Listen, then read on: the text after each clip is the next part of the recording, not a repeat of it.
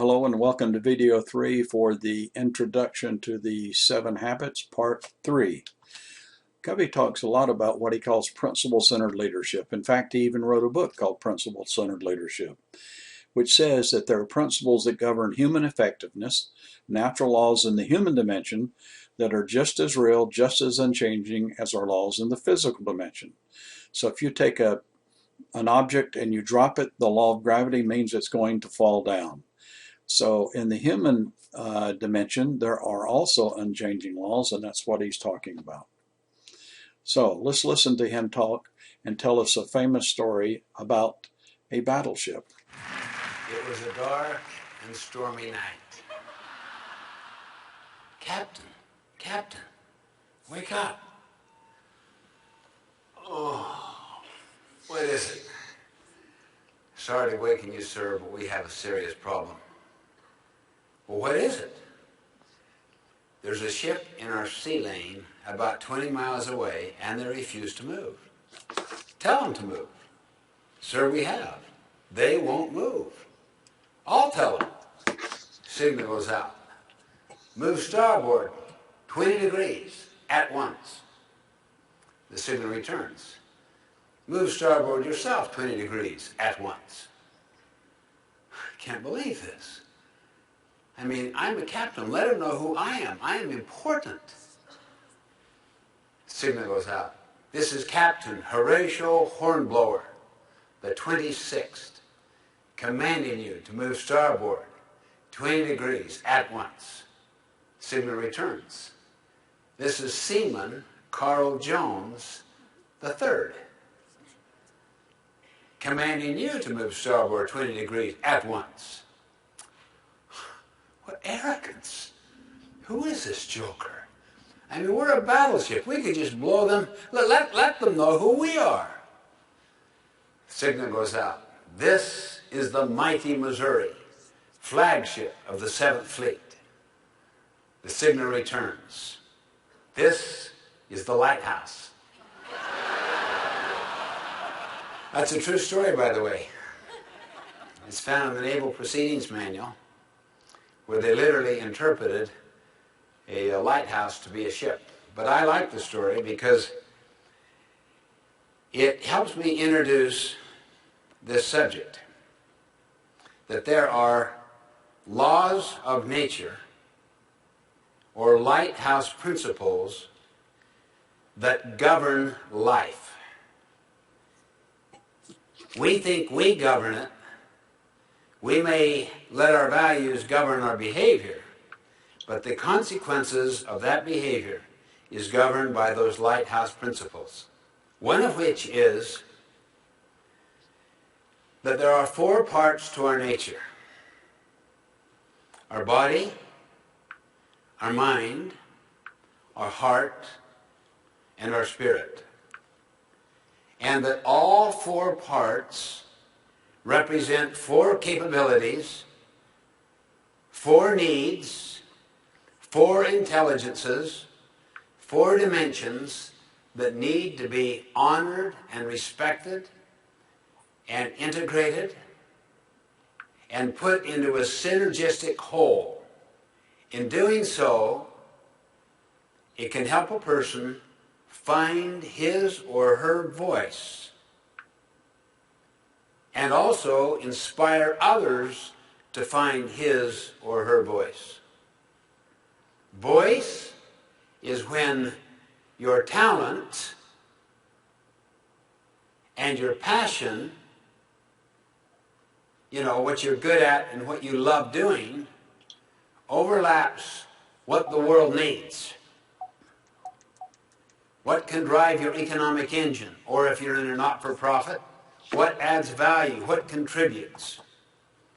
As driven by conscience, body, mind, heart, and spirit, all 4 integrated together.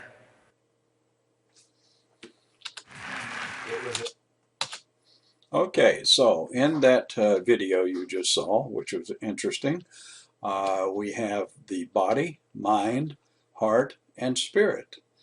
And he says what we need to do in life is find something that is needed, something that we have the talent to do, something that we have a passion to do, and that we're guided by our conscience. That's the spirit, and that is our voice, where our talents and our passion overlap our needs. Okay, so life is like a lighthouse. You might ask yourself, what would have happened if this captain of the ship or the admiral had decided not to alter his course? You know what would happen. He'd end up crashed on the rocks and ruin his battleship. All too often in life, a lot of us do not want to obey principles that are there to help us, and we end up crashing our own lives or wrecking our lives by disobeying those principles. In the Broadway play or movie called Fiddler on the Roof, there's a line that says, we break ourselves on the law. We're not breaking the law. It doesn't change. It's like the lighthouse. But rather we break ourselves on laws that we do not understand or do not want to obey. So correct principles are those laws of life that we need to understand and obey, and they give us an accurate map of life and what some of these lighthouse principles are. I once met a young man whose father was a potato farmer in Idaho. The son helped him on the farm, and this guy was noted for plowing fields that were perfectly straight. All of his rows were straight as an arrow, and everybody in the county admired him for his ability to do it and didn't understand how he made them so straight. So one time the 16-year-old son said, Dad, isn't it about time you told me the secret of how to make these rows so straight? And the father says, yes, I guess it's time. So here's what I'll do. I'll tell you how to do it, and I'll let you finish this field that we're just getting ready to start on. I'll go work somewhere else, and I'll come back later and tell you how you did it. So here's the secret. You look at an object on the other side of the field, and you don't take your eyes off of it, and you move and you drive the tractor straight towards that object, and then when you get there, you have a straight line. Son said, okay, I think I can do that. So the father went away. He came back later afternoon to see how his son was doing, and it looked like this. The lines weren't straight at all. He said, son, those are terrible. Those are not straight lines. What did you do? And the son said, I did what you said. And he says, well, what did you look at on the other side of the field? He said, those cows over there. Of course, the problem was the cows moved around. So he ended up having not straight rows. Well, the moral of that story is that we need to find out what I call lighthouse principles and anchor ourselves to principles that do not change and that are true no matter what. And then we will go through life in a manner that will bring us joy and happiness. So it's kind of like flying a kite. If you've ever flown a kite, that kite will pull on you. And I remember when I had some of my young children, they said, Daddy, the kite wants to go free. It's pulling. Let's let it go. So when we let go of the string, what would happen to the kite? It would go to the ground. We were the anchor or the lighthouse principle that kept the kite in the air. As soon as the kite was detached from us, the anchor, it went to the ground. So let me tell you a story and illustrate something which I think is important. As we go through life, we have a range of behaviors we can do. And the bottom of this triangle here shows that we could do all kinds of different things, and we might say, I can do whatever I want. That's complete freedom, we might say. I'm at liberty to do anything that I want. But then along come our teachers, our parents, our ministers, our coaches, and say, no, there's rules you have to live by, or laws, or commandments, or principles, or whatever they call them, and they tell them that you need to conform that way. Well, the number of things you can do is less as we go up. It kind of limits our behavior, and you say, I can do most of what I want to do, and then we're told, no, that's not enough, you need to do better, and you find out you can do less and less of what you want to do, and then pretty soon you can't get away with anything. You may review this as restricting your freedom. I can do less and less, and this is not a good thing.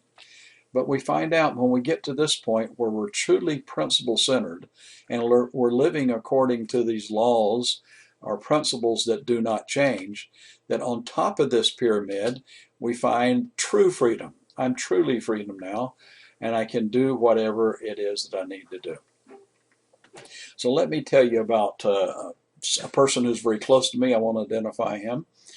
He was in the Air Force, and he worked in an electronics field on airplanes. And when he got out of the Air Force, he went to work for Singer Sewing Company in High Point, North Carolina. And when he was in the Air Force, he married a beautiful woman who later had done some modeling part-time.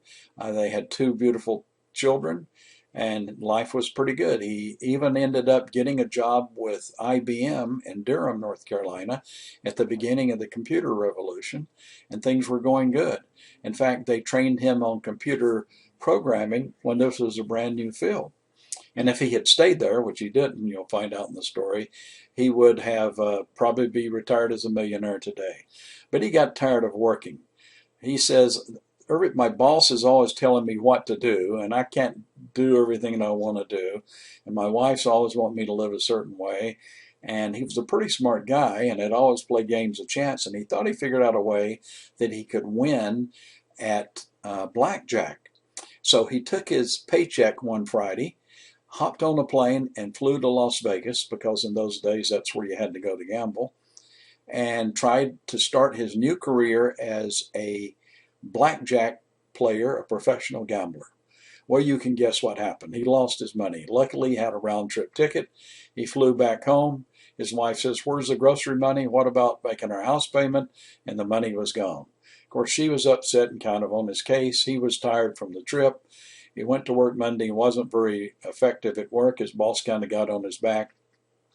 When the end of the week came, he said, "Man, I really blew it last week with my paycheck." And he got his paycheck, and he says, "I need to recover my losses." And so he flew back to Las Vegas to recover his losses. And as you guessed, he lost again. Well, this went on for quite some time, and pretty soon he was addicted to gambling. He also became addicted to alcohol, because they give you free drinks while you're gambling to encourage your gambling. So he began drinking more and more to cope with the pressure of work and his wife being on his back and financial issues that were now popping up. And things weren't very good between him and his wife, so he had a couple of extramarital affairs with those nice, friendly, good-looking cocktail waitresses in Las Vegas. This went on for quite a while, and pretty soon he was in a big jam. So he ended up quitting his job at IBM, big mistake, and moved to Las Vegas, where he became the director of computer services or something like that at a casino. Not a good place to be. That didn't last very long, as he still was addicted to gambling and drinking. He worked for a company in Utah for a while, and then he worked for a company in California. He was still pretty good at his job, and in fact, the company in California flew him to the South Pole twice to reconfigure the computer systems. But his drinking continued and his gambling continued, and he got arrested for drunk driving in California. And they made him go through the class and so forth, suspended his license for a few months. And then he got arrested for drunk driving again. And I think it was about the third time they said, "You can't just pay a fine and take a class. You're going to jail." So they sent him to jail for 3 months. He got out and got arrested again. They sent him to jail for, I think, 6 months. While he was in jail the second time, his wife filed for divorce, changed the locks to the house. His boss fired him from his business, and the state of California revoked his license permanently. So when he gets out of jail, he goes to a halfway house. He's riding a bicycle around town, and has no wife, has no job. Now I ask you, how free is he? He would not obey principles that provided for his freedom, and he lost his freedom. I helped him move back to North Carolina, and because in those days they did not coordinate things very well, he was able to get a driver's license again. So with that driver's license, he was able to get a couple of jobs. He got one job with Pepsi-Cola in Winston-Salem in the computer field. After he'd been working there 3 or 4 weeks, he got his paycheck, and then he drove up to Atlantic City to do some gambling. which wasn't good, lost his money, lost his job, got arrested for drunk driving on the way back. He was always a victim. He had lost his freedom. So we need to learn and understand that true freedom comes from obeying principles and laws that do not change. And if we disobey those, we become like my friend and we lose the freedom. By the way, he ended up driving a taxi at night for a while, and he has now had to take early retirement from Social Security and works part-time evenings in a motel being paid under the table, making about $3 an hour. It's a pity. So when I was a freshman in college, my mother sent me a book for Christmas, and inside on the title page, or the blank page before the title page, she wrote a quote, which I thought was really interesting. The quote was that there are two types of freedoms. There's a false freedom and a true freedom. False freedom is the freedom to do whatever you want to do. That's what my friend was trying to do. But true freedom is the freedom to do what you ought to do. A guy named William Beecher said that. So if you learn to do what you ought to do, that's what makes you truly free. A guy named David Brooks, who is a columnist in the New York Times, wrote a great article called The Age of Possibility. I've got the citation there if you want to look it up, November 16, 2012. And in this article, he said, at some point over the past generation, people around the world entered what you might call the age of possibility. They became intolerant of any arrangement that might close off their personal options. My view is that the age of possibility is based on misconception. People are not better off when they are given maximum personal freedom to do what they want. They're better off when they are enshrouded in commitments that transcend personal choice, commitments to family, God, and country. You might say, well, if we're all obeying these same laws and principles, doesn't that make us all just kind of the same, like robots? What about individualism? Well, I view it like an orchestra. Different people are playing different instruments that they like, but there is a conductor that's keeping them together, and together they sound great, even though they're different. We want them to be all the same, but they have to follow the same piece of music. We might view it like a rainbow, different colors, but together it is beautiful. So what's Covey's list of principles that we need to follow? Fairness, integrity and honesty, human dignity, service, quality or excellence, potential, growth. The list goes on. Patience, nurturance, encouragement. You'll see these kind of come up as we go through the 7 habits. So when you start reading this book, you have to not do what my wife does. She'll pick up a book and say, I think I might be interested in reading this book, but she'll go to the end of the book and read the last chapter, see how it's going to turn out, see if she wants to read the book. Well, you can't do that with the 7 habits. That would be like trying to start math by working on calculus problems when you don't even understand algebra. So there's a logic to the order. The first 3 habits help us develop that character, which is the foundation for life that is so important. And the second 3 habits develop personality, which are important but come after character. So what happens if you find yourself in a toxic relationship, or when things are not good in a relationship? We don't have much power to change other people. We only have the power to change ourselves. And if we change ourselves, we'll change the relationship, often in the direction that we desire. We may want to be liked by another person because we admire his or her qualities. So we try to change ourselves to have those qualities. I remember hearing a speaker one time speaking to a group of young teenage girls, and he asked them, what type of person do you want to marry someday? Describe the man you want to marry. And so they said, well, he's tall and he's handsome and he has a great personality and he works hard, he's kind to animals and small children, has a great sense of humor and all these great qualities. And then he said to them, what makes you think a man like that would want to marry you? The point he was trying to make is they needed to have those qualities to attract that type of man. So you have to change yourself. And when you do, that changes the relationship, because the other person in your relationship has to treat you differently because you're a different person now. I like this saying, if you can't change the people around you, change the people around you. If you're hanging around with a bunch of losers and you can't get them to change, then you need to hang around with someone else. If you can't change the people around you, change the people around you, the people you're with. So Covey, in explaining the logic of the 7 habits order, talks about the maturity continuum. He says that when we're very young, we're highly dependent on others. Think of a baby. It's dependent on its mother for food, to get its diapers changed, to play with, to cuddle and everything. And the word is, you need to take care of me. I think starting about age 2, but by the time they are teenagers for sure, they become independent. They want to do everything themselves. I can tie my own shoes. I can decide what time to go to bed. I. Now that's a higher level of independence, and teenagers and adults sometimes even need to learn how to do that. But Covey points out there's a higher level of maturity, which he calls interdependence, which says that we can do more together than I can do alone. My wife and I can be better parents together than I can be alone. My work team is more effective than if we all try to work by ourselves. And so the first 3 habits help to move us from being dependent to being independent. Habits 4, 5, and 6 move us from being independent to being interdependent. Habit 7, it helps to renew ourselves and these 7 habits on a daily basis. So this is the beginning of our journey towards the 7 habits. I hope you've enjoyed this video. This is the end of video number 3, and thank you very much for listening.